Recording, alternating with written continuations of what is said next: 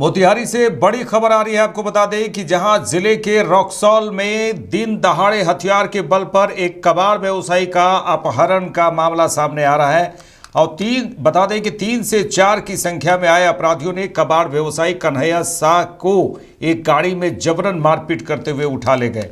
आपको बता दें कि गाड़ी उत्तर प्रदेश के नंबर की बताई जा रही है। घटना की सूचना मिलने के बाद रक्सौल थाना मौके पर पहुंची और छानबीन में जुटी है। जिस रास्ते से कबाड़ व्यवसायी को अपहरण कर ले जाया गया था, पुलिस उसी रास्ते की सीसीटीवी फुटेज खंगाल रही है।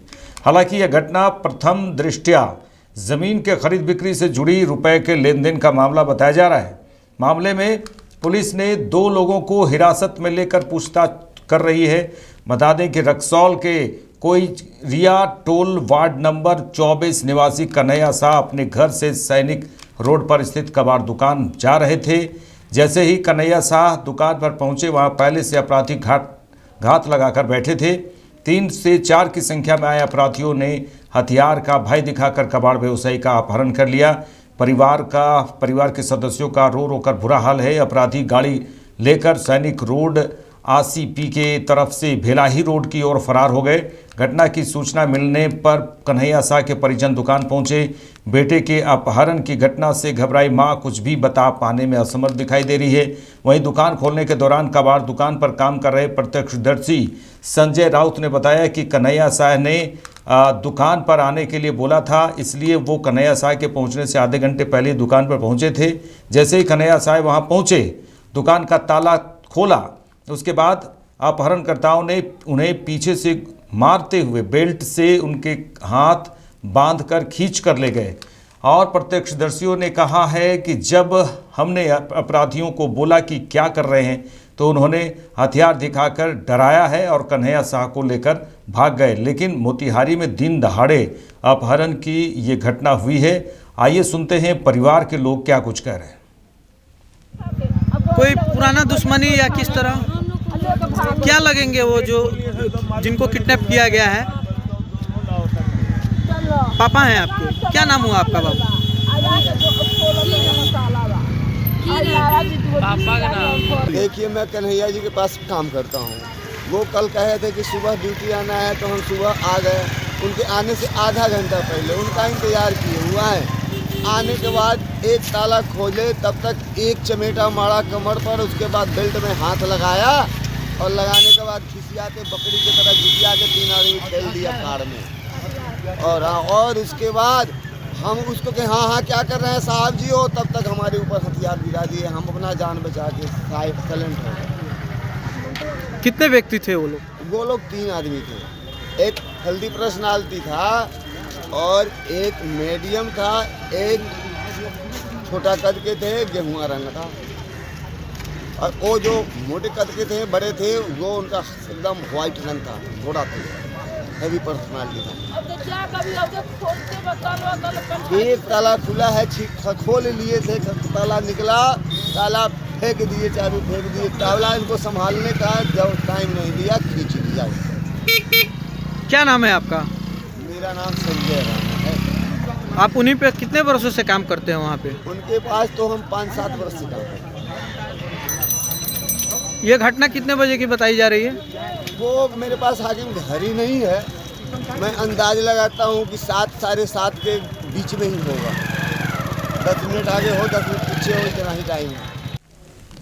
चलिए देखिए, मोतिहारी में इस तरह का जो खबर आ रहा है कि जहां पर हथियार का भय दिखाकर एक कबाड़ दुकानदार से किस तरह से उससे अपहरण किया गया और प्रत्यक्षदर्शियों ने बताया, परिवार वालों ने बताया है। और काफ़ी अगर कहा जाए पुलिस के लिए एक सिरदर्द बना हुआ है कि कैसे अब इन अपराधियों को पकड़ा जाए, क्योंकि सीसीटीवी फुटेज भी खंगाले जा रहे हैं। हमारे साथ मोतिहारी से संवाददाता प्रतीक सिंह जुड़े हुए हैं।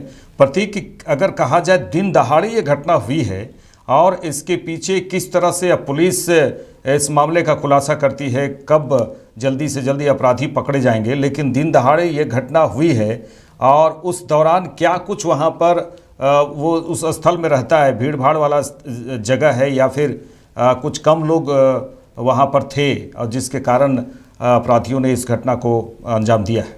जी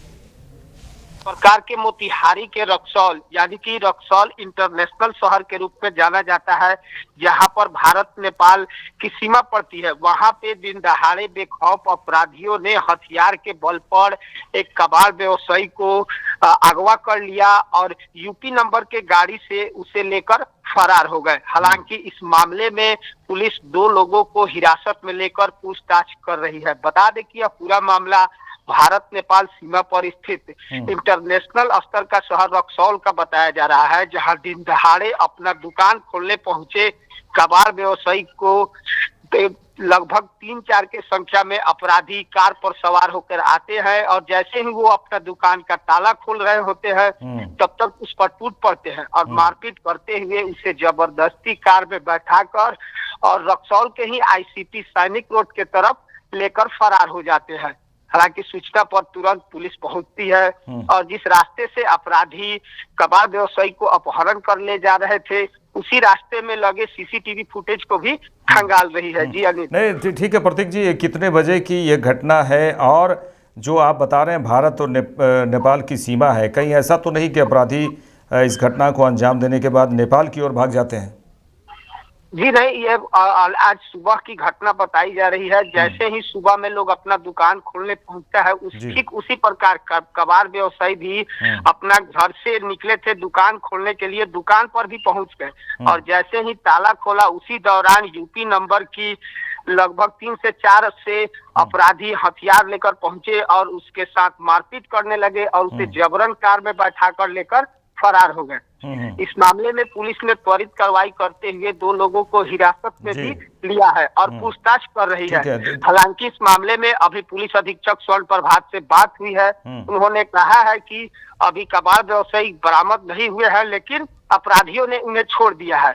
जब बर्तन देखना है कि पुलिस कब उन्हें बरामद कर सकती है। अब प्रतीक ये बताइए कि क्या मामला इसमें लगता है कुछ जमीन वाला मामला है या फिर कबाड़ दुकान के मालिक का अपहरण? ये भी हैरान करने वाली बात होती है कि क्या आपको लग रहा है जमीन का मामला इससे जुड़ा हुआ है? जी, ये प्रथम दृष्टया मामला यह भूमाफियाओं से जुड़ा ही लग रहा है। जमीन के खरीद बिक्री को लेकर रुपए की लेन देन में ये मामला को अंजाम दिया गया है। जी अच्छा, चलिए ये भी बता दीजिए कि नेपाल से भी अपराधी आते हैं और घटना को अंजाम देने के बाद नेपाल की ओर भाग जाते हैं, ऐसा भी तो ज्यादातर बॉर्डर इलाकों में होता है। जी, ऐसा पहले कई बार हो चुका है कि अपराधी किसी की हत्या या लूट की घटना को अंजाम देकर, हालांकि रक्सौल से ज्यादा दूर नहीं, लगभग 1 किलोमीटर पर ही नेपाल बॉर्डर पड़ता है, वहां से अपराधी फरार हो जाते हैं। हालांकि पुलिस के तरफ से अब ऐसा कहा जा रहा है कि अपराधियों ने कबाड़ व्यवसायी को छोड़ दिया है और उन लोगों ने 2 लोगों को हिरासत में लेकर भी पूछताछ कर रही है, लेकिन पुलिस अभी तक कबाड़ व्यवसायी को बरामद नहीं कर पाई है। जी, लेकिन देखिए जिन लोगों को पकड़ा गया है ये दोनों वही अपराधी हैं जो घटना को अंजाम दिए हैं या फिर पुलिस ऐसे भी कुछ प्रमुख अपराधियों को गिरफ्तार करती है, उससे कुछ सुराग लेने की कोशिश करती है? देखिए, जब इस संबंध में जब पुलिस अधीक्षक स्वर्ण प्रभात से जब जानकारी ली गई तो उन्होंने बताया कि जो अपहरण किए हैं उनकी पहचान हो चुकी है। उन्हीं में से 2 संदिग्धों को हिरासत में लेकर पूछताछ की जा रही है।